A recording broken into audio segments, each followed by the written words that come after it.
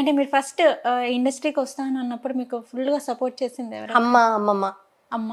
నాన్నగారు కూడా. కానీ అదే ఆయనకి ఆ ఇంట్లో నుంచి తొందరగా వెళ్ళిపోయి 18 yearsకే వచ్చేసాను కదా నేను. సో కాలేజ్ చదువుకొని నాతో పాటు కొన్ని రోజులు ఉండాల్సింది అనేది ఉండింది ఆయనకి. అలా ఉండకుండా నేను అప్పుడే కెరియర్ స్టార్ట్ చేసేదాను కదా అని కొంచెం ఆయనకి ఉండిందేమో. Because afterwards he was very నాకు ఎంకరేజింగ్ గా ఉండేవారు. కానీ ఆయన చెప్పారు నాట్ వెరీ హ్యాపీ నువ్వు వెళ్తుంది, ఇంకా నీ ఇష్టం వెళ్తావంటే వెళ్ళు అన్నట్టుగా అన్నారు అనమాట. ఓకే, అయిపోయింది. తర్వాత హీ వాజ్ ఫైన్.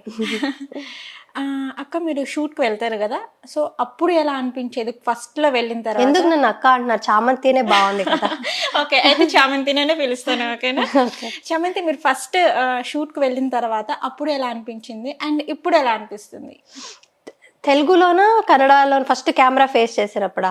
తెలుగులో ఫస్ట్ డే బాగుండింది. ప్రోమో షూట్ చేసినప్పుడల్లా 2 dialogues ఉండింది. చాలా బాగా అనిపించింది. అసలు ఎంకరేజ్ చేస్తున్నారు, చప్పట్లు కొడుతున్నారు పర్ఫామ్ చేస్తే.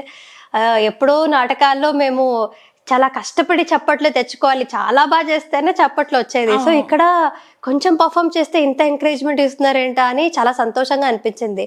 కానీ తర్వాత ప్రాపర్ స్కెడ్యూల్కి వచ్చినప్పుడు తెలుగు మాట్లాడడం చాలా కష్టపడ్డాను అనమాట. అంటే నేను మైసూర్ కాబట్టి మాకు అసలు తెలుగు అలవాటే ఉండదు. బెంగళూరులో ఉన్న వాళ్ళకైనా కొంచెం తెలుగు తమిళ్ ఇదంతా కూడా వాళ్ళకి అలవాటైపోయి ఉంటుంది.